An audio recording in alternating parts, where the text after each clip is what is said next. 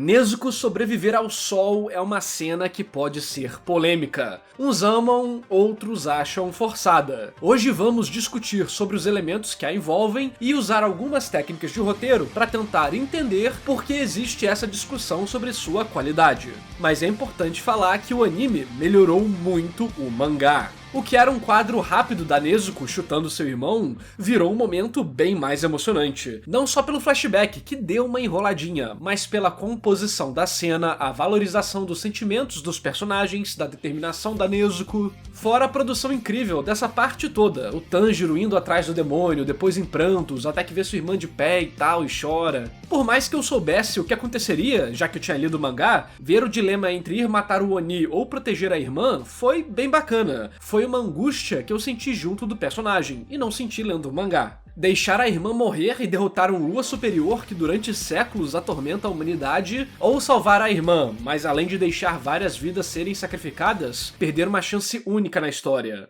Esses momentos onde personagens precisam tomar decisões dramáticas é exatamente onde podemos ver suas personalidades, filosofias, traumas, fraquezas e tal. Aqui Tanjiro fica paralisado, dividido entre a razão e a emoção, com instintivamente o corpo decidindo ficar parado onde estava, ou seja, salvar a irmã. A música, as cores, a animação, a direção, realmente o anime conseguiu transformar o mangá em algo muito além do que ele era. Mas agora, por que existem pessoas que criticam a cena da Nezuko no sol? Isso acontece pela composição do roteiro e como as técnicas narrativas foram utilizadas. Durante a história inteira, fica bem claro quais são os limites e capacidades de um demônio, e no momento fatídico, tudo aponta para a morte da personagem, que acaba superando o sol. Sem nenhum tipo de drama também, é simplesmente tô viva. É o tipo de coisa que pode fazer o leitor ou o espectador se sentir trapaceado, caso ele não sinta a emoção do momento. E esse é um elemento muito importante. Existem histórias que vão ressoar com algumas pessoas, e com outras não. Também vai variar o quanto você consegue entrar na história. Existem pessoas que ligam mais pra lógica de história, pessoas que ligam mais pra sentimento.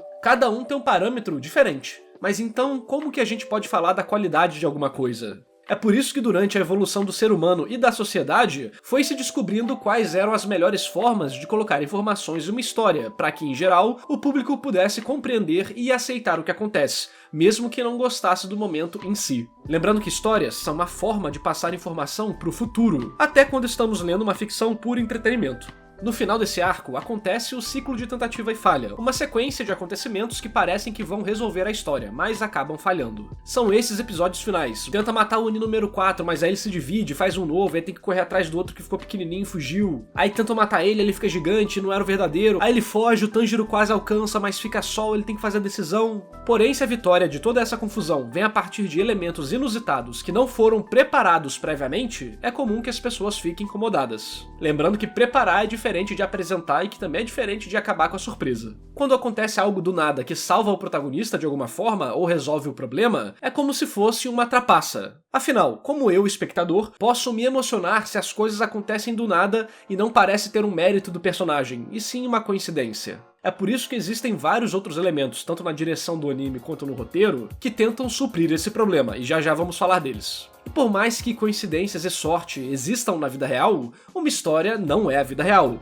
e funciona de forma bem diferente na verdade. A própria autora de Kimetsu no Yaiba sabe disso, tanto é que instantaneamente, após vermos a Nezuko aguentar o sol, ela nos explica por que isso está acontecendo, tentando justificar aquele momento. Se isolarmos as regras de escrita, fica claro que o momento é uma forma de evitar uma reação negativa de quem consome a história, de evitar que o espectador ou leitor fique com dúvidas pela quebra das regras essenciais da trama. Mas quando o acontecimento não tem preparação prévia e a explicação vem depois, é considerado ruim se a gente utilizar as métricas padrões de como contar uma história, coisa que os autores da Shonen Jump e os editores deles sabem muito bem. Só que narrativa não é uma sequência de regras isoladas, e sim uma teia, tudo se conecta. Existe um balanço fino entre expectativa, apreensão e surpresa. Cada elemento cria uma sensação diferente em quem assiste ou lê. Esse é um momento óbvio onde a autora preferiu criar a surpresa, e com certeza funcionou com muita gente também. Ainda para compensar a trapaça, por assim dizer, a Nezuko superar o sol não é apenas uma recompensa narrativa, mas também uma punição. Ela se salvou ali, mas atraiu Muzan para a batalha final, gerando mais problemas e muitas mortes de personagens relevantes no futuro. Tudo isso junto ali do sofrimento sofrimento prévio dos personagens nesse arco e toda a composição da cena no anime servem como justificativa para esse momento acontecer na nossa cabeça. Para alguns vai ser suficiente, para outros não. Se dependesse de mim, faria uma pequena modificação. No início do episódio, temos uma sequência bem enrolada e demorada de perseguição, que acaba servindo só para fazer o episódio ter 50 minutos. Essa parte é tão mal aproveitada que temos momentos em câmera em primeira pessoa que só fica passando pelo mato, sem nada interessante. Eu usaria esse momento do início para preparar a revelação, sem adicionar nada de novo na história, só reajustando as coisas que foram apresentadas. Visto que o início de um episódio é muito bom para você ajustar ritmo, perspectiva e várias outras coisas, já que é o início de uma nova unidade de história. Eu colocaria a Oni cientista falando sobre o sangue, mas sem revelar a parte do sol, basicamente falando aquele iniciozinho sobre a Nezuko estar evoluindo e ter algo de diferente nela. Aí voltaremos para a perseguição, tudo aconteceria igual aconteceu, e então a Nezuko iria sobreviver ao sol, com todo o drama que você viu. Então, assim como no anime, entraria a parte da cientista falando, mas dessa vez já indo direto pro fato dela conquistar o sol. Pra mim isso ajudaria a criar aquela sensação de tava tudo na nossa cara.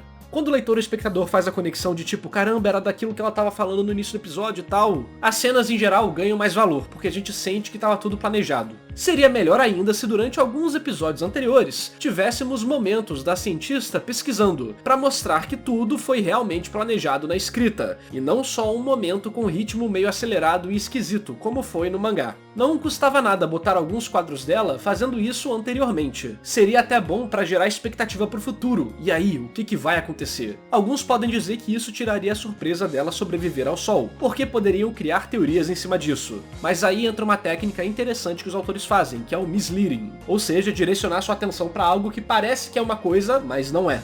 Um exemplo básico aqui seria a autora deixar meio que implícito que seria um poder novo, e todo mundo automaticamente iria achar que era de porrada, uma magia nova, algo do tipo. E aí, quando ela sobrevivesse ao sol, todo mundo ia ficar, meu Deus, então era aquilo, sei que e tal. Me diz aí nos comentários o que você achou da minha sugestão pro momento, e fala a sua também. Aproveita para dar like no vídeo e se inscrever no canal, porque temos vários vídeos de Kimetsu aqui, tanto elogiando quanto criticando. Vou deixar a playlist no card e na descrição. Pra mim, essa cena no mangá foi bem fraca, mas no anime o peso emocional ficou bem maior e tornou tudo muito mais tolerável graças à forma que a cena foi composta, o ritmo, o drama, os destaques, parecendo que foi algo bem mais consciente e não uma surpresa mal planejada como eu senti que foi no mangá. Infelizmente, essas não são as únicas críticas que eu vi sobre o episódio final, então vamos falar dela e ver se elas fazem sentido ou não. Uma galera se questionou por que a Nezuko é tão especial assim, e muitas vezes respondem que a família Kamado é descendente da respiração do sol, o que é mentira. Quem é descendente deles é o Tokio.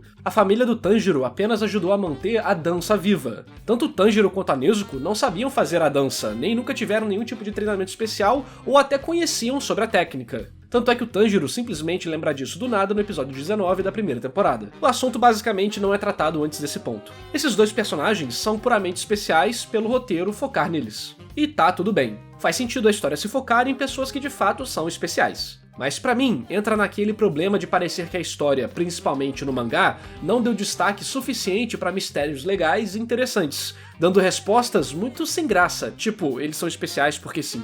Eu pessoalmente gostaria que, mesmo não tendo um motivo específico para eles serem assim, que tivéssemos momentos interessantes, desenvolvendo razões plausíveis e emocionantes para vermos como a Nezuko conseguiu ser diferente de todos os demônios já criados. Então, nessa crítica, concordo que a história acabou perdendo algumas oportunidades legais, e se baseia muito nesse tipo de surpresa que pode ser meio barata para algumas pessoas, principalmente quando você espera muito da história ou tá acostumado a ler coisas em geral mais complexas. E esse papo da Nezuko já meio que se conecta com o criador de todos os Onis, o Muzan. Vemos seu flashback e descobrimos seus motivos, e eu acho que são motivos bem plausíveis. Só que aqui parece que rolou o mesmo problema. A autora não explorou momentos impactantes para valorizar o flashback do personagem e descobrirmos sobre ele. Simplesmente tivemos muito mais informações práticas do que um impacto que valorizasse o Muzan como vilão, como um ser terrível desde quando era vivo, de alguém egoísta, e como tudo isso aconteceu. Tudo bem o personagem ser misterioso, mas essa não era a intenção aqui, tanto é que vemos de fato sua história, mas só faltou o drama para potencializar ele como um vilão marcante. E olha que o anime deu uma melhorada no material original, como de costume. O mesmo vale pro Lírio Azul, as espadas Nichirin, o minério e tudo mais. Esses nomes e conceitos são apenas jogados na história como ferramentas artificiais para justificar o que acontece na história e são esquecidos.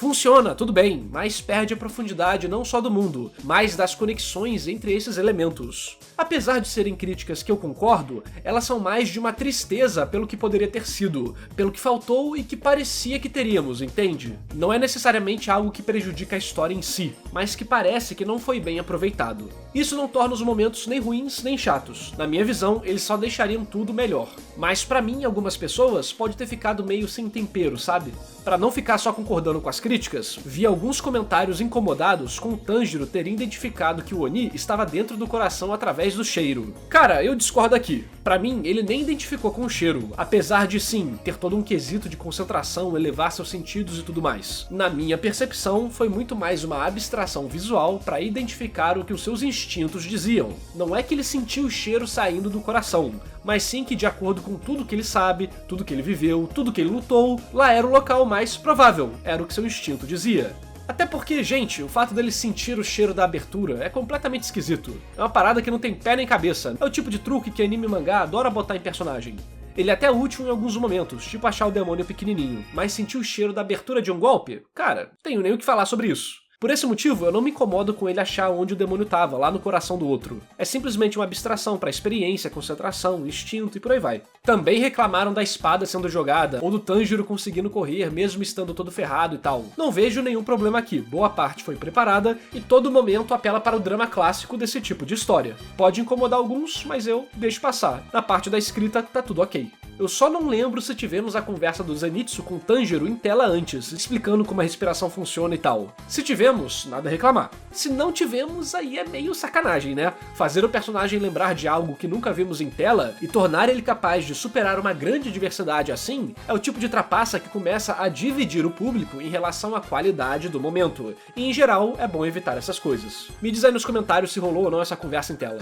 Eu nem vou questionar ele conseguir replicar uma técnica difícil que demanda vários anos de treinamento simplesmente por causa de uma memória e uma conversa. Ele fez isso com a Hinokami no Kagura também. A autora se apoia muito mais em drama do que em consistência de mundo. É a vida, é a escolha dela e funcionou pra muita gente. Outros pontos que podemos ver como a autora se preocupa mais com o drama do que a trama em si é o fato do misterioso vilarejo simplesmente ser descoberto sem mais nem menos por dois Lua superiores. Novamente, isso não torna a história pior, e nem é errado. Provavelmente foi feito para acelerar a história e chegar em seu final logo, mas não deixa de descartar vários possíveis momentos legais para principalmente entendermos mais sobre quem são esses vilões e de quebra descobrirmos mais como o mundo de Kimetsu funciona. É só pensar em como a casa foi trabalhado, tendo vários momentos para deixar clara qual sua personalidade, rivalidade e tal. O Hantengo e o Peixão lá simplesmente não tem nenhum momento pra nada. Eu já comentei sobre isso no meu vídeo passado discutindo a luta. Tá aí no card e na descrição também. Talvez seja por isso que alguns flashbacks sejam mais odiados do que outros. Não só do inimigo como do Hantengo, mas também de aliados como o Tokio.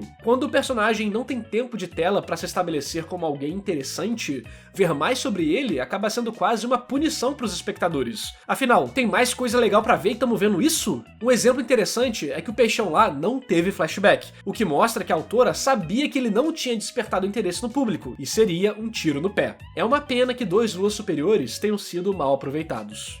Tentei mostrar motivos de alguém curtir a temporada e outra pessoa não, às vezes com o mesmo momento sendo motivo de amor ou ódio. Eu sinceramente não achei o final ou a temporada lá essas coisas, mas também não tenho sentimentos negativos sobre ela. Foi um momento bom pra relaxar e ver algo simples, divertido e bonito. No fim, sinto que a cena do sol vai definir a temporada pra muitas pessoas. Então me diz aí a sua opinião. Aproveita e dá like no vídeo para receber mais conteúdo de Kimetsu e análise de animes. E já se inscreve para assistir eles assim que saírem. Quem apoia recebe vídeos antecipados, lives exclusivas que ficam gravadas, área VIP no Discord e muito mais. Então apoia aí com R$5 para ter acesso a todos esses benefícios. E esse vídeo só foi possível graças à lenda do canal, Overhaul Engenharia de Manutenção, e aos heróis Aleph Santos, Aleph Belles, André Luiz Melo, Cindy Avelino, João Pedro Coelho, Leonardo de Brito Correia, Leonardo Pagan, Matheus Felipe, Celtinho Gameplays e a todos que apoiam o meu trabalho. Obrigado por assistir e até o próximo vídeo.